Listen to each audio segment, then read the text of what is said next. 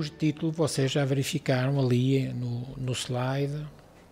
Tudo, mas rigorosamente tudo, leva o seu tempo. Nós encontramos no Antigo Testamento, no livro de Eclesiastes, no Pregador, 3, 1 e 2, encontramos lá bem explícito isto. Tudo tem o seu tempo determinado e há tempo para todo o propósito debaixo do céu. Há tempo de nascer e tempo de morrer, tempo de plantar e tempo de arrancar o que se plantou. Então, muitas vezes, a natureza humana, a maneira de ser de todos nós, vivemos em função do tempo. Mas o que é que será esta coisa de viver em função do tempo? Não é difícil de nós percebermos. Vivemos sempre aguardando alguma coisa. Sempre aguardando que o tempo nos traga alguma coisa. Seja conseguir um emprego, seja iniciarmos um namoro, seja também entrarmos na fase de casamento, ou até talvez comprarmos uma casa, um carro, seja lá o que for. Sempre estamos esperando um tempo. Sempre estamos ansiosos, aguardando às vezes aquilo que até chamamos o bendito milagre que o tempo nos traga e que faça acontecer. Não vivemos mais as nossas vidas de uma forma normal, mas vivemos somente em função do milagre que nós sabemos que não existe. Então, diante de algumas situações, chegamos até a perguntar, mas quando é que será? Porquê é que não é já agora? De uma coisa podemos ter certeza, de nada nos adiantará querermos apressar e tomarmos atitudes para acelerar as coisas que não merecemos. Tudo aquilo que não conseguirmos, de duas uma, Deus não nos concede, ou porque não temos merecimento, ou porque não será o melhor para nós. Quando queremos muito e queremos apressar as coisas, sobretudo aquelas que ainda nos são indevidas, ainda não as merecemos, vamos de certeza absoluta atrasar conseguirmos isso mesmo, com a nossa ânsia, com a nossa vontade, que muitas vezes é indevida. Então, em vez de acelerarmos, estamos a atrasar o processo, porque tudo vem a seu tempo, dentro do prazo que está previsto por Deus. Uma vez ouvimos que o tempo, é uma frase muito curiosa, o tempo é uma maneira de Deus aperfeiçoar. Precisamos de tempo para, às vezes, compreendermos certas coisas. Para nós é tempo, para Deus é tratamento. Esse tempo, muitas vezes, é o necessário para nós aprendermos alguma coisa.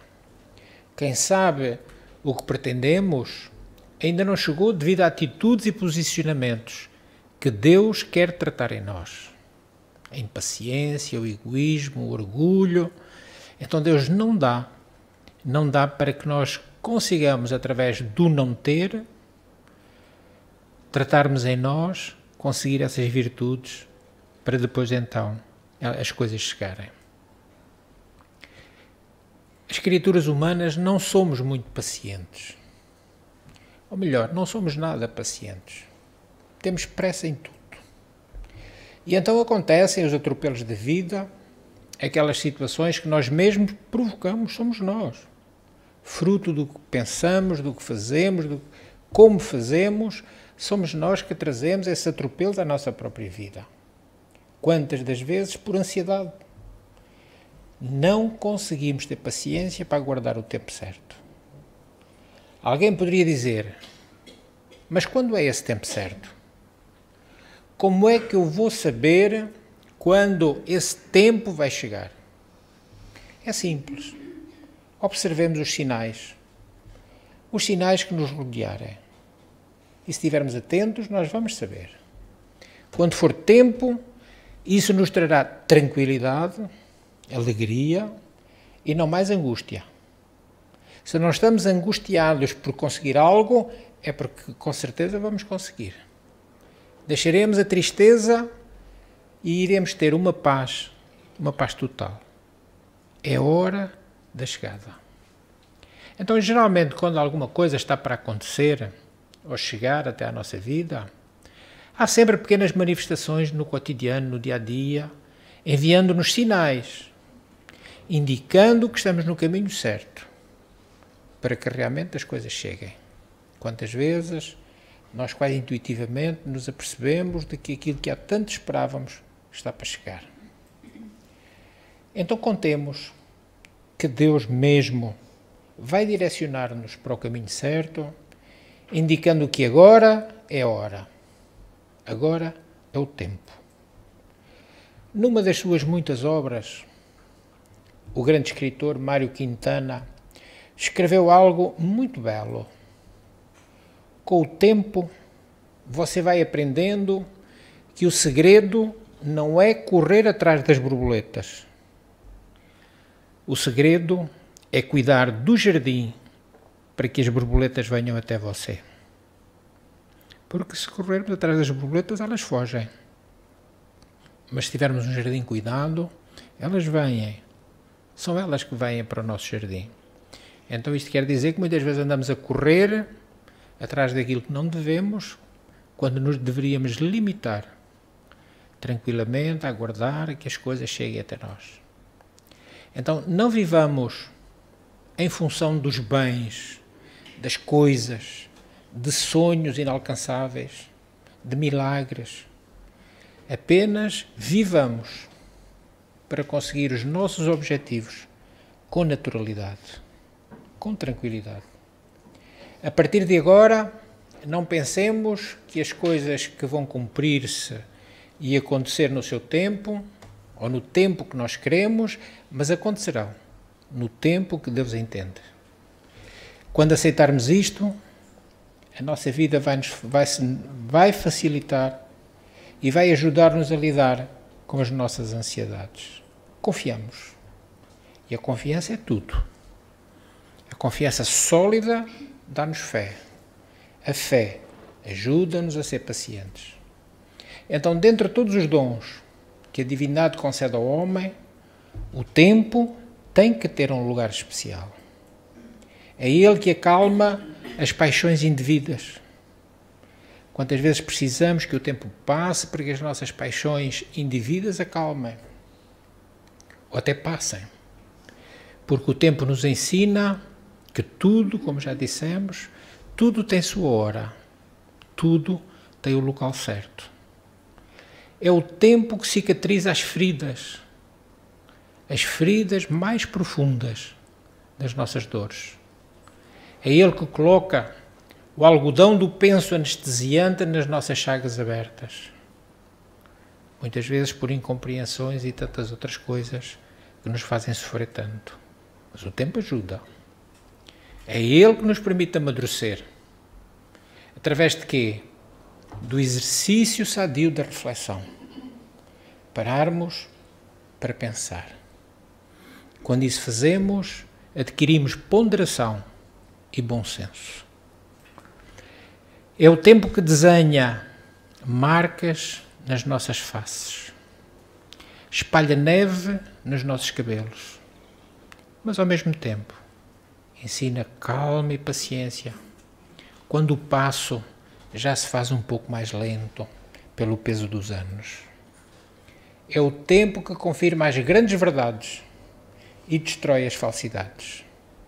Nenhuma mentira resiste ao tempo. É simplesmente deixar o tempo passar e a verdade vem ao de cima. É também o tempo que nos mostra tudo aquilo que são valores ilusórios. O que nos parece muito bom, o tempo depois nos mostrará que era muito mau. Então ele é um mestre. O tempo é um grande mestre. E ensina sem pressa. Ele não tem pressa. Aguarda um tanto mais e espera que cada um, na sua vez, se disponha a crescer, a servir e depois a ser feliz. É o tempo que, em verdade, nos demonstra, no correr dos anos, que o verdadeiro amor supera a idade. O amor verdadeiro não está limitado por nenhuma fase da nossa vida. Se ele é verdadeiro, é para sempre. É o tempo que tantas vezes nos ajuda a eliminar a doença, as dificuldades. E o tempo é nosso companheiro para sempre. Nós, os espíritos, somos imortais. Então, nunca mais deixaremos de ter tempo. Neste mundo, tudo tem a sua hora. Cada coisa tem o seu tempo. Há tempo para estarmos calados e há tempo para falarmos. O tempo de guerra e o tempo de paz. Um tempo para cada coisa. Mas para amar é sempre tempo. Podemos fazê-lo sempre. E só fruto desse amor nós nos felicitaremos através dos milénios, através do muito tempo que nós espíritos temos. Conta-se que um jovem lenhador, bastante jovem, com a fugacidade própria da juventude, um dia ficou muito impressionado com a eficácia e rapidez com que um outro lenhador, mais idoso, velho, mas muito experiente, da região onde ele morava, ele ficou impressionado com a velocidade com que ele cortava e empilhava a madeira das árvores que o seu machado, com firmeza, rachava. E ele admirava-o tanto, e o seu desejo permanente era de que um dia ele se havia de tornar tão bom quanto ele. E até mais, talvez por orgulho, ele até queria ser melhor que ele, porque ele já era velho e ele era novo.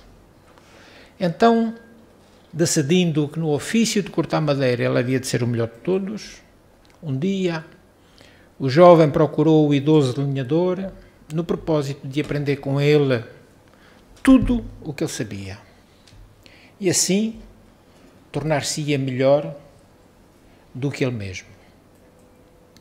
Passados apenas alguns dias em que ele fez o aprendizado com o idoso lenhador, o jovem pensou, bom, já sei tudo de cortar madeira, agora eu vou confrontá-lo. Impetuoso, afrontou o velho lenhador, desafiando-o para uma disputa. Num dia de trabalho, iria ver quem cortaria mais árvores. O idoso aceitou, sabendo que seria uma oportunidade para dar uma lição ao jovem arrogante. Lá se foram os dois decidir quem seria o melhor. De um lado, o jovem, forte, robusto, incansável. Mantinha-se firme, cortando as suas árvores sem parar, sempre cortando. Do outro, o velho lenhador, desenvolvendo o seu trabalho, silencioso, tranquilo, mas também firme, sem demonstrar nenhum cansaço. Num dado momento, o jovem olhou para trás, a fim de ver como estava o trabalho do seu concorrente, e qual não foi a sua surpresa? Ele estava sentado. O jovem sorriu e pensou, além de velho e cansado, está ficando tolo. Dá a impressão que ele nem percebeu de que nós estamos fazendo uma disputa. Como é que ele se sentou? Assim ele prosseguiu cortando a lenha sem parar, sem descansar um minuto. Ao final do tempo estabelecido, encontraram-se os dois. E os representantes da comissão que iria julgar a quantidade foram precisamente fazer a contagem e a medição. Para a admiração de todos, foi constatado que o velho havia cortado quase 2 vezes mais árvores do que o jovem desafiante. Este, espantado e irritado, porque os jovens muitas vezes são assim, irritam-se com o que não entendem, com o que não alcançam, e acabou por lhe perguntar qual era o segredo dele, afinal, que ele não lhe tinha ensinado, para poder cortar tantas árvores, se ainda por cima Algumas vezes ele olhava e via que ele estava tranquilamente sentado. Ele, ao contrário, o jovem, não havia parado para descansar um único minuto, uma única vez. E foi então quando o velho, sábio, respondeu-lhe: todas as vezes que você me via sentado, eu não estava simplesmente parado. Eu não estava descansando. Eu estava a afiar o meu machado. Então reflitamos sobre o ensino trazido por este conto. Obviamente que com um machado melhor afiado, o poder de corte do velho madeireiro era muito superior ao do jovem.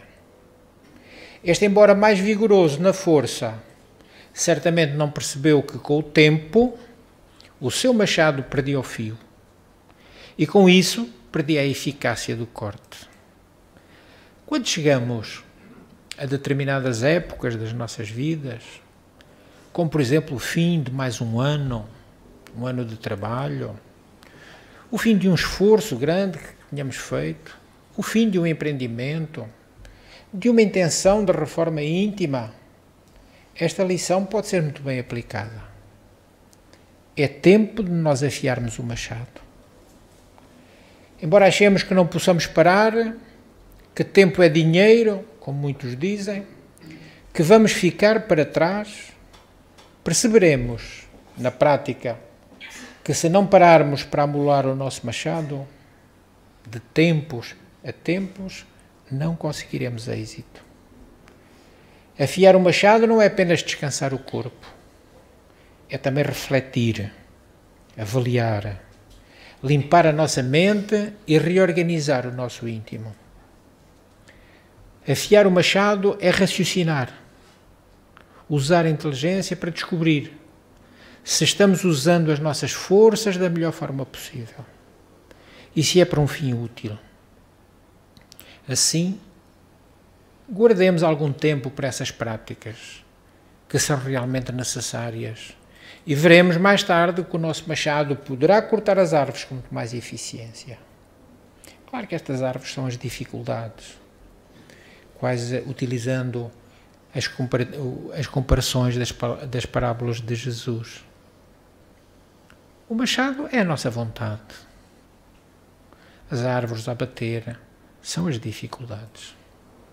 Ganhando tempo, que então nos aperceberemos mais tarde, sobretudo com a passagem dos anos, perceberemos que o tempo é tão precioso. Precisamos aprender, compreender e praticar. Para isso é necessário o tempo. Lacerda era um outro homem que vivia sempre apressado, sempre no corre-corre. Todas as manhãs tomava o café em pé, o pequeno almoço ele tomava de pé, porque todos os dias ele se considerava atrasado. Sempre afirmava: o tempo é muito precioso. E corria. Atirava as coisas para dentro da sua pasta, deixava o nó da gravata torto, colocava o casaco ao ombro, porque ele não tinha tempo a perder. Tudo tinha que ser feito muito depressa. Vivia então sempre apressado. Dizia que o tempo que passa nunca mais seria recuperado. E é verdade. Por vezes, nesta sua maneira de ser, criava transtornos graves, sérios à própria família. Se programava um passeio, era um caos. Ele tinha pressa. Exigia que as crianças e a esposa decidissem rapidamente o que iriam vestir, o que levariam, o que interessava era andar. Mas, afinal, quem não decidia aonde iriam passear era ele. Não tinha tempo sequer para pensar para onde queria ir. O importante era apanhar o carro, sair, sem perda de tempo. No caminho, enquanto dirigisse, ele entendia que logo decidia o percurso. Claro que isto eram transtornos atrás de transtornos. A esposa ficava entristecida, as crianças sem saber muitas vezes o que fazer. Se levavam roupa para a piscina, ele decidia dar um passeio no campo. Se levavam as bicicletas para passear no parque, ele acabava por parar na piscina do clube. E certo dia, como sempre, saiu de casa a correr, tanto que quase atropelou um senhor de idade, uma idade já bem madura, que passeava tranquilo na calçada. Fez sinal ao autocarro que estava chegando, abriu a pasta apressada, pegou algumas moedas para pagar a condução e entrou correndo no transporte coletivo. Só que não se apercebeu que, ao abrir a pasta, vários papéis caíram no chão. O homem, que ele quase atropelou e que passeava, viu os papéis e apanhou-os. Verificou que se tratavam de avisos de contas para serem pagas com data de vencimento nesse dia. Todos os avisos traziam apensos os correspondentes cheques para o pagamento. E o homem pensou: as contas têm que ser pagas hoje. Com certeza, se não forem, haverá multas, quem sabe até protestos. E os cheques estão aqui para fazer os pagamentos. Como eu tenho tempo, dirigiu-se ao banco, calmamente, tomou a sua vez na fila e efetuou os pagamentos. Estava quase a sair do banco, quando o Lacerda entrou, parecia um tufão, correndo pela agência bancária, sem cumprimentar ninguém, sem sequer sentar-se, foi falando logo alto ao gerente, com a sua voz rápida, mas muito alterada: Almeida, preciso da sua ajuda. Quero cancelar uns cheques que perdi. Foi quando o homem tranquilo o reconheceu. Aproximou-se e falou: Senhor, de modo muito educado, não precisa de anular os seus cheques. Eu encontrei-os. Eu encontrei o que o senhor perdeu, bem como os avisos de cobrança. Já fiz os pagamentos. Estão aqui os comprovativos. Lacerda, aliviado, fez-lhe um rápido agradecimento assim por cima da burra e, quase tão rápido como tinha entrado, saiu correndo outra vez para recobrar o que ele considerava tempo perdido. Isto é reflexão para nós, porque às vezes é assim que nós transitamos na vida. Sendo o tempo um verdadeiro tesouro, ele deve ser muito bem aproveitado, sem dúvida, mas a pressa nem sempre indica um bom aproveitamento do tempo. Nem sempre os apressados estão fazendo bom uso do tempo. Porque muitas vezes nós, devido à pressa, fazemos tarefas mal feitas que depois vamos ter que repetir. Ganhamos ou perdemos tempo? Perdemos tempo. Tivemos que voltar a fazer a mesma coisa. Aproveitar bem o tempo é saber administrá-lo.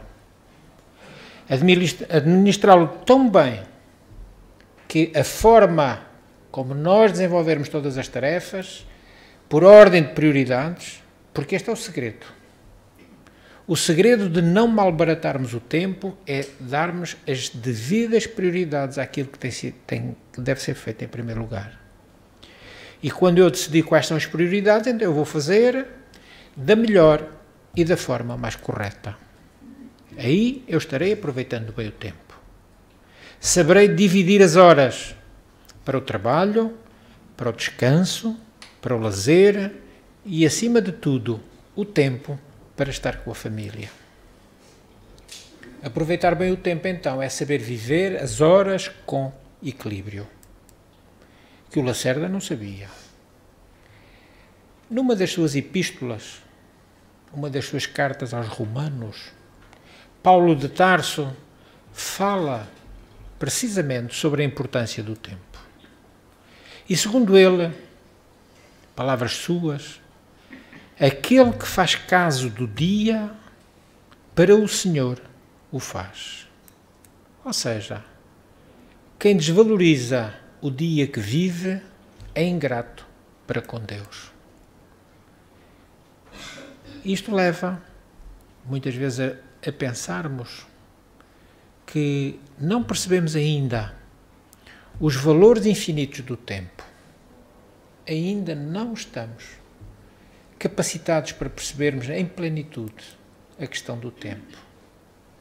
E existem aqueles que efetivamente abusam dessa concessão divina, porque o tempo é dádiva de Deus. O tempo não é do homem. O tempo é Deus que nos concede. E alguns sentem-se na posição de credores do universo.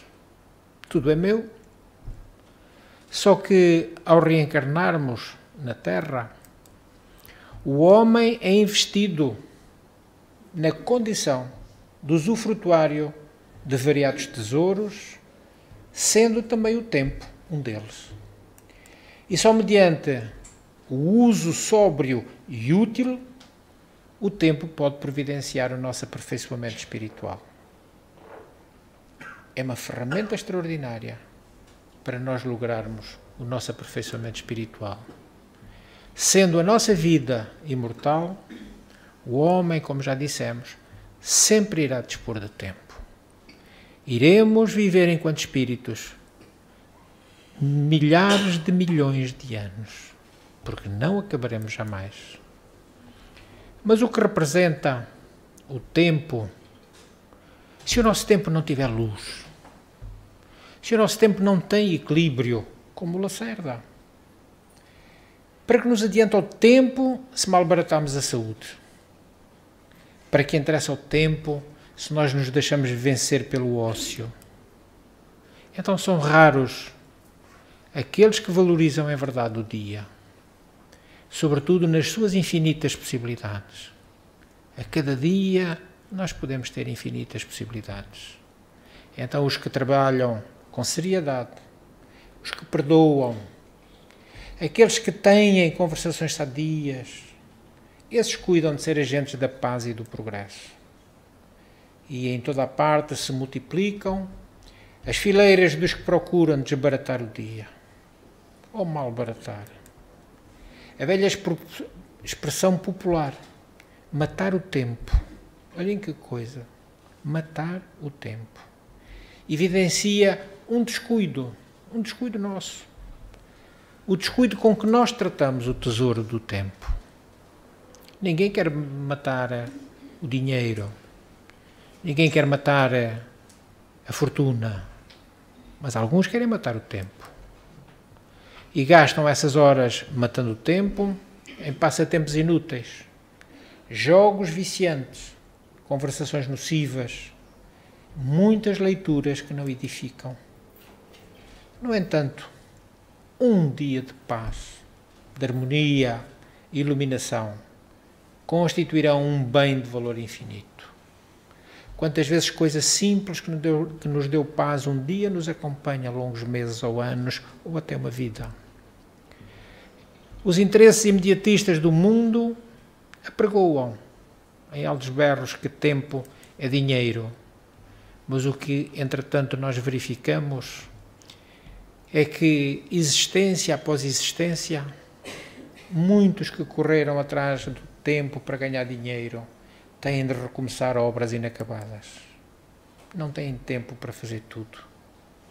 Muitos fazem e desfazem, constroem e destroem, aprendem e levianamente são os repetentes que virão recapitular com sofrimento até conquistarem então a experiência. Em quase todos os setores da vida, em todos os setores da evolução terrestre, o abuso do tempo complica o caminho da vida. Mas, ao longo dos séculos, o apóstolo afirmou que o tempo deve ser do Senhor.